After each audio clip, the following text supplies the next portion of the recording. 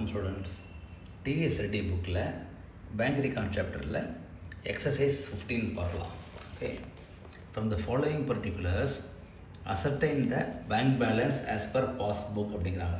So நம்ம we have to find out balance as per passbook. அப்படின்னா cash book to passbook போகணும். சரி, credit balance as per cash book so அப்படிங்கிறாங்க. Credit balance as per cash புக்னா என்ன அர்த்தம்? இப்போ கேஷ் புக்கில் டெபிட் கிரெடிட். ஓகே, டெபிட்னா whatever goes up is real account, correct. Credit whatever cos down, correct. So டெபிட்டில் இருந்தால் it's a good balance, அது பாசிட்டிவ் பேலன்ஸ். கிரெடிட்டில் இருந்தால் இட்ஸ் ஓவர் டிராஃப்ட். ஓகேயா? ஸோ அப்போ as per cash book overdraft, அது முக்கியம். So cash book to passbook போனோம், ஆனால் கேஷ் புக்கில் ஓவர் டிராஃப்ட். சரியா? இது எக்ஸசைஸ் 15. நீங்களும் நோட் புக் பென் வச்சுக்கோங்க, முடிஞ்சால் அழகாக டுகெதர் போடலாம் ஈஸியாக. Okay, so balance as per cash book overdraft 1500 rupees. Okay, yeah. Sorry. Interest charged by bank up to 31st March 50 recorded in the passbook. Okay, அப்படின்னா என்ன அர்த்தம்னா பாஸ்புக்கில் மாத்திரம் என்ட்ரி இருக்குது, கேஷ் புக்கில் என்ட்ரி இல்லை. ஓகே, ஸோ இங்கே போட்டுக்கலாம். ஸோ ஒன் வந்து அதாவது cash book to OD, okay, passbook OD. So interest charge பண்ணால் passbook OD will go, correct. அப்போ நம்மளும் இங்கே இப்போ பிஆர்எஸில் கேஷ் புக் டு பாஸ்புக் போகும்போது இப்போ நம்மளும் இன்க்ரீஸ் பண்ணணும். ஓகே, ஸோ இது B, item B. So item B வந்து add interest charged by bank. எவ்வளோ அமௌண்ட்? 50 rupees. ஓகே, இங்கே போட்டுருவாங்க. ஓகே, அடுத்தது மைனஸ்னால் இங்கே கீழே போட்டுக்கலாம், ப்ளஸ். அடுத்தது bank charges of 12.5 met by the bank were recorded only in the passbook. இப்போ இதுவும் அதே மாதிரி தான் bank charges. So bank charges record பண்ணால் பாஸ்புக்கில் ஓடி இன்க்ரீஸ் ஆகும். இப்போ கேஷ் புக் டு பாஸ்புக் போகும்போது இன்க்ரீஸ் பண்ணணும். So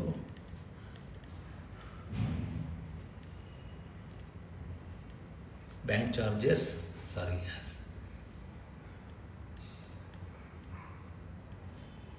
12 rupees 50 paise. ஓகேயா? அடுத்தது cheques paid into bank அப்படின்னா டெபாசிட் பண்ணியிருக்கு 2500, but cheques 1875 only cleared and credited by the bankers.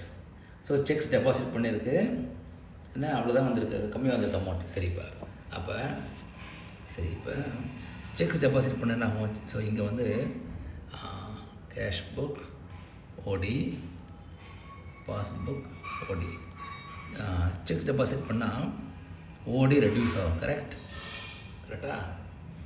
ஆனால் பாஸ்புக்கில் ஓடி கம்மியாக ரெடியூஸ் ஆகிடுச்சு. சின்ன ஏரோ போடுறேன். இங்கே வந்து 2500, ஓகே, இங்கே 1875 தான் ரெடியூஸ் ஆகிருக்கு. அப்போ நம்ம we have to add back, நிறைய மைனஸ் பண்ணிட்டோம். ஸோ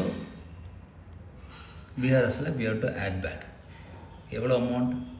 5 8 2 19 6, கரெக்டாக? 10 8 10 9 10, கரெக்ட். ஸோ 625 rupees நம்ம ஓடி ரெடியூஸ் பண்ணிட்டோம். We have to add back. Okay, அப்போ D.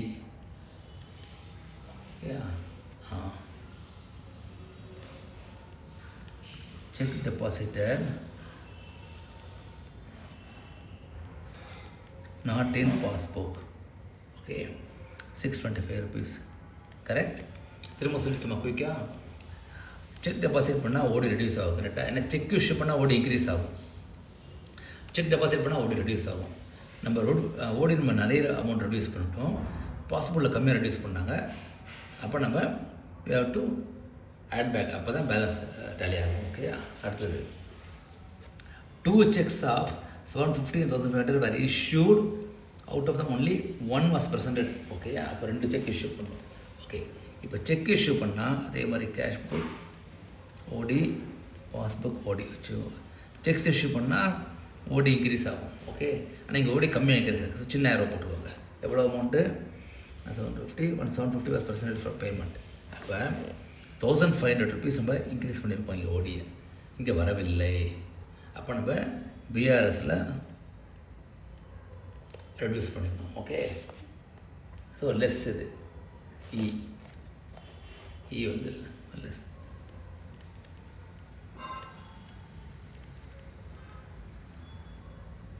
Check issued, not in passbook, 1500. Okay, yeah. Last entry. Dividend on shares 450 collected by bankers directly, for which Kalpana did not have any information. So, direct வந்துருக்கு. Okay, அப்போ இங்கே cash புக்கில் no entry. Okay, பாஸ்புக்கில் ஓடி reduce ஆகிருக்கும். Correct, reduce ஆகும். கரெக்டாக ஏன்னா பணம் வந்து ரெடியூஸ் ஆகும். அப்போ பிஆர்எஸில் நம்மளும் இங்கே ஓடியை ரெடியூஸ் பண்ணணும். Okay, so dividend. Okay, so அப்போ இது லெஸ் இது.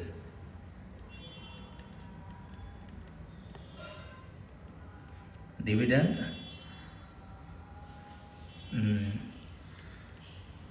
received not in cash book. Correct? Full amount 450. Okay, yeah. So 3 addition 2 minus. So முடிஞ்சு ஆட் பண்ணுங்க.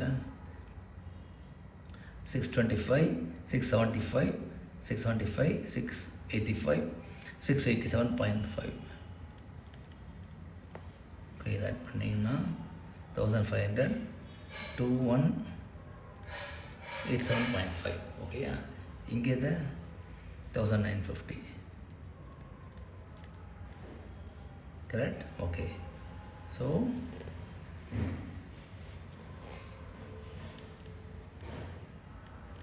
Balance as per passbook 5, 7, 3, 237. இது ஓவர் டிராஃப்ட். ஏன்னா இங்கே பெரிய நம்பர் அதில் லெஸ் பண்ணால் திரும்ப அதே நம்பர் தான் வருது. அதான் ஓடியே கண்டினியூ ஆகுது.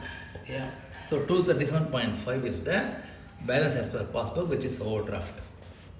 ஓகே, ஆன்சர் கரெக்டாக இருக்குது. ஆனால் ஆன்சர் பார்க்கக்கூடாது. ஓகேயா, ஸோ இந்த மாதிரி ஒரு என்ட்ரியும் நீங்கள் கேஷ் புக் டு பாஸ்புக் போக அதில் ஓடி என்னாச்சு, இன்க்ரீஸ் ஆச்சுன்னா நம்மளும் இன்க்ரீஸ் பண்ணணும், பட் டிக்ரீஸ் ஆச்சு நம்மளும் டிக்ரீஸ் பண்ணணும். ஸோ இந்த மாதிரி நீங்கள் தனித்தனியாக ஒர்க்கிங் போட்டால்தான் கரெக்டாக நமக்கு ஆன்சர் வரும். ஓகேயா, மிஸ்டேக் இல்லாமல் இருக்கும். ஸோ இது எக்ஸசைஸ் 15 டிஎஸ் ரெட்டி புக்கில். தேங்க்யூ.